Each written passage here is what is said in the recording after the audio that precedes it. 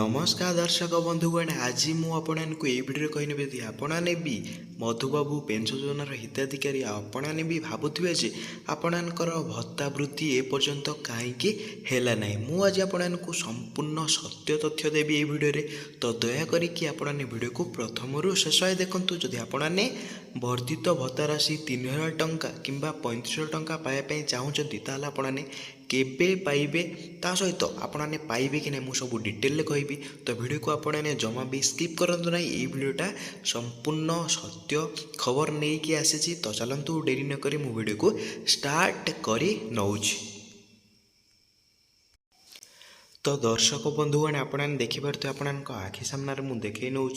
तो ओडिशा रे भत्ता वृद्धि न होबार कारण तो आपणकर ओडिया लैंग्वेज रे वर्णना कराई कहीं आपणकर भत्ता वृद्धि एपर्यंत हो पारा नहीं। तो आपणकर जितेबले बीजेपी सरकार तांकर सरकार को आसी नथिले सेतेबेले आपणको कहिथिले जे जेबे भी से सरकार रे उपस्थापन हेबे आउ सरकार तांको नारे आसीबो सेतेबेले आपणको वर्धित भत्ता राशि समस्त को 3000 टंका प्रदान करिए बोली कुहा जायतिला।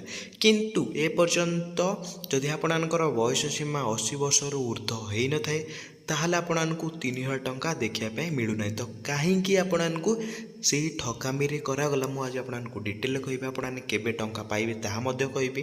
चलतु मु कहि नउछि।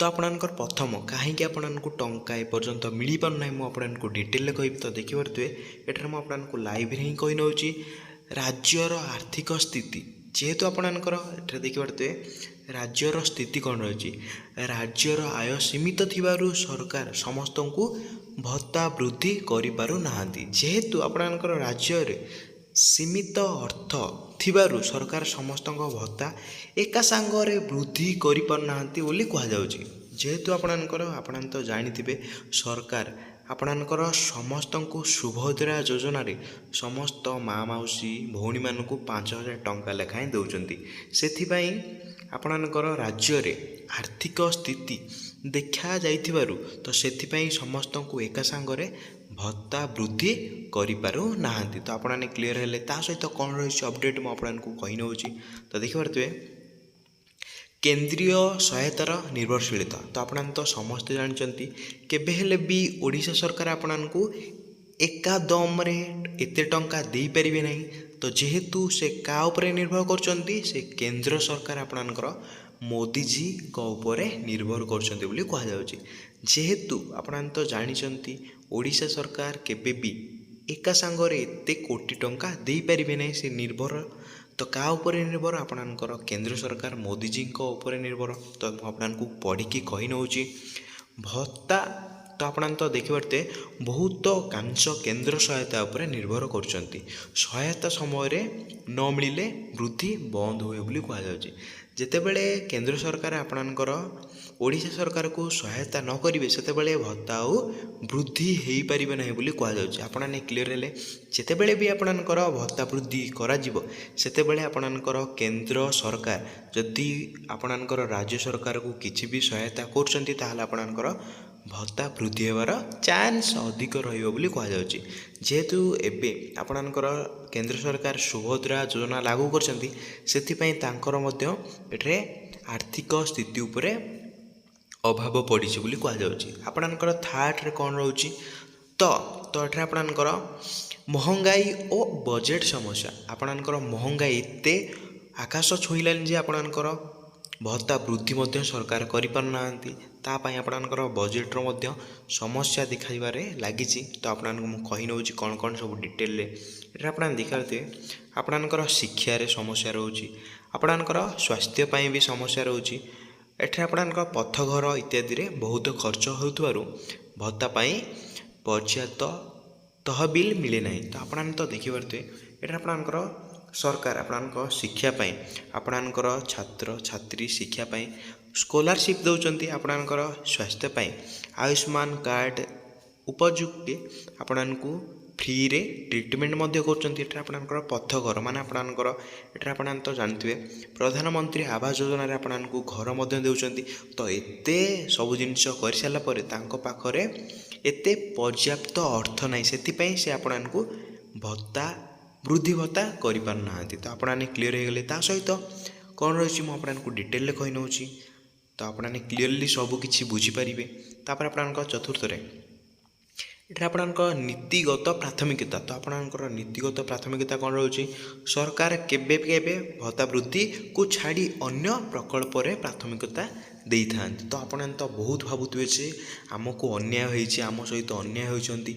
ତ ଆପଣମାନଙ୍କୁ ମୁଁ କହି ନେଉଛି, ସରକାର କେବଳ ଗୋଟିଏ ଏଠାରେ ଯୋଜନା ଉପରେ ଲକ୍ଷ୍ୟ ଦେଉନାହାନ୍ତି। ସରକାର ଭାବୁଛନ୍ତି କେମିତି ଆପଣଙ୍କର ରାଜ୍ୟ ଉନ୍ନତି ହେବ, ଆଉ ଆପଣଙ୍କର ଦେଶ କେମିତି ଉନ୍ନତି ହେବ, ସେ ନେଇ ସରକାର ବହୁତ ଚିନ୍ତା କରୁଛନ୍ତି, ଆଉ ବହୁତ ଯୋଜନା ମଧ୍ୟ ଲାଗୁ କରୁଛନ୍ତି। ସେଥିପାଇଁ ଆପଣମାନଙ୍କୁ ଏକା ସାଙ୍ଗରେ ଭତ୍ତା ବୃଦ୍ଧି କରିପାରୁନାହାନ୍ତି। ଯେହେତୁ ଓଡ଼ିଶାରେ ଆପଣଙ୍କର ଦେଶରେ ବହୁତ ଏମିତି ଓଲ୍ଡ ସିଟିଜେନ୍ ଅଛନ୍ତି ଯେଉଁମାନଙ୍କର ବୟସ 60ରୁ ଅଧିକ ଅଛି। ଯଦି ସେମାନେ ସମସ୍ତଙ୍କୁ 3000 ଟଙ୍କା ଲେଖାଏଁ ଦେବେ, ସେ ଟଙ୍କା ଦେଇପାରିବେ ନାହିଁ। ସେ ଏଠାରେ ଆପଣଙ୍କର ଋଣ ହେଇଯିବ, ତାଙ୍କର ବହୁତ ଋଣ ହେଇଯିବ, ଲୋନ୍ ହେଇଯିବ। ସେଇଥିପାଇଁ ସେ ଏକା ସାଙ୍ଗରେ ଏତେ ଟଙ୍କା ଦେଇପାରୁନାହାନ୍ତି। ତା ସହିତ ବହୁତ ଯୋଜନା ସେ ମଧ୍ୟ ଲାଗୁ କରୁଛନ୍ତି, ସେଇଥିପାଇଁ ମଧ୍ୟ ସେ ଆପଣମାନଙ୍କୁ ପ୍ରାଥମିକତା ଦେଇପାରୁନାହାନ୍ତି। ତା ସହିତ କ'ଣ ରହିଛି ମୁଁ ଆପଣଙ୍କୁ ଡିଟେଲରେ କହିନେଉଛି। ଏଠାରେ ଆପଣଙ୍କର ଚୁନାବ ଓ ରାଜନୈତିକ କାରଣ ପାଇଁ ମଧ୍ୟ ଆପଣଙ୍କୁ ଟଙ୍କା ଦିଆ ହେଇପାରୁନାହିଁ। ତ ଆପଣମାନେ ତ ଭାବୁଥିବେ ଚୁନାବରେ କ'ଣ ଟଙ୍କା ଖର୍ଚ୍ଚ ହେଉଛି। ଆପଣମାନେ ତ ସମସ୍ତେ ଜାଣିଥିବେ ଚୁନାବ ସମୟରେ ସମସ୍ତେ ଜିତିବା ପାଇଁ ବହୁତ ଟଙ୍କା ଖର୍ଚ୍ଚ କରନ୍ତି। ଅନେକ ସମୟରେ ଭତ୍ତା ବୃଦ୍ଧିକୁ ନେଇ ଚୁନାବ ସମୟରେ ମାତ୍ର ଘୋଷଣା କରାଯାଏ। ତ ଆପଣମାନେ ତ ଜାଣିଛନ୍ତି ଆପଣଙ୍କର ଇଲେକ୍ସନ୍ ପୂର୍ବରୁ ଘୋଷଣା କରାଯାଇଛି, ଯଦି ମୁଁ ଏଥର ଜିତିବି ତାହେଲେ ଆପଣଙ୍କୁ ଏତିକି ଟଙ୍କା ଦେବି। ଚୁନାବ ସମୟରେ ସବୁ ଘୋଷଣା କରାଯାଏ, କିନ୍ତୁ ଯଦି ସରକାର ଅକ୍ଷମ ହୁଅନ୍ତି ତାହେଲେ ଆପଣଙ୍କୁ ଟଙ୍କା ମିଳିପାରେ ନାହିଁ। ଯେହେତୁ ସରକାରଙ୍କ ପାଖରେ ଅଧିକ ଅର୍ଥ ନଥିବାରୁ ସେ ଆପଣଙ୍କୁ ଟଙ୍କା ଦେଇପାରୁନାହାନ୍ତି। କିନ୍ତୁ ଆପଣମାନେ କଥା କହିଥିଲେ, କଥା ରଖିଛନ୍ତି ମଧ୍ୟ ଯେ ଆପଣଙ୍କର ବିଜେପି ସରକାର, ମୋଦି ସରକାର କହିଥିଲେ ଯେ ଆପଣଙ୍କର ବୟସ 80 ବର୍ଷରୁ ଯେଉଁମାନଙ୍କର ଅଧିକ ଅଛି ସେମାନଙ୍କୁ ସେ 3000 ଟଙ୍କା ଦେଉଛନ୍ତି। କିନ୍ତୁ ଆକ୍ଚୁଆଲି ସେ କହିଥିଲେ ଯେ ଯେଉଁମାନଙ୍କର ବୟସ 60 ବର୍ଷରୁ ଅଧିକ ହୋଇଥିବ ସେମାନେ ସମସ୍ତଙ୍କୁ 3000 ଲେଖାଏଁ ମିଳିବ। କିନ୍ତୁ ଏକଥା ସେ ରଖିପାରି ନାହାନ୍ତି। କାହିଁକି ରଖିପାରିନାହାନ୍ତି? ଯେହେତୁ ତାଙ୍କ ପାଖରେ ଏତେ ଟଙ୍କା ଏବେ ନାହିଁ, ସେଥିପାଇଁ ସେ ରଖିପାରି ନାହାନ୍ତି। ମୁଁ ସରକାରଙ୍କୁ ରିକ୍ୱେଷ୍ଟ କରୁଛି ଯେ ଆପଣମାନେ କହିଛନ୍ତି ମାନେ ଆପଣମାନେ ଯେମିତି ହେଉନା କାହିଁକି ଲୋକମାନଙ୍କୁ ଆପଣଙ୍କର କଥାରେ ଆପଣଙ୍କ ଯେଉଁ ରହୁଛନ୍ତି, ଆପଣଙ୍କ ମତ ଦେଇଛନ୍ତି, ଆପଣମାନେ ତାହା ଉପରେ ଆସନ୍ତୁ, ଓହ୍ଲେଇ ଆସନ୍ତୁ। ଆପଣମାନେ ସମସ୍ତଙ୍କୁ 3000 ଟଙ୍କା ଲେଖାଏଁ ଦେଖନ୍ତୁ। କାହିଁକିନା ଯଦି ଆପଣମାନେ ଜଣକୁ ଦେବେ ଆଉ ଜଣକୁ ଦେବେ ନାହିଁ, ତାଙ୍କ ମନ ବହୁତ କଷ୍ଟ ହେବ। ସେଥିପାଇଁ ମୁଁ ଆପଣଙ୍କୁ କହିଛି ଯଦି ଆପଣମାନେ ଦେଲେ 80 ବର୍ଷରୁ ଉର୍ଦ୍ଧ୍ୱ ଲୋକମାନଙ୍କୁ ଦେଉଛନ୍ତି 3500 ଲେଖାଏଁ, ତ ସମସ୍ତଙ୍କୁ ଆପଣମାନେ 3000 ଟଙ୍କା ଦେଇଦିଅନ୍ତୁ।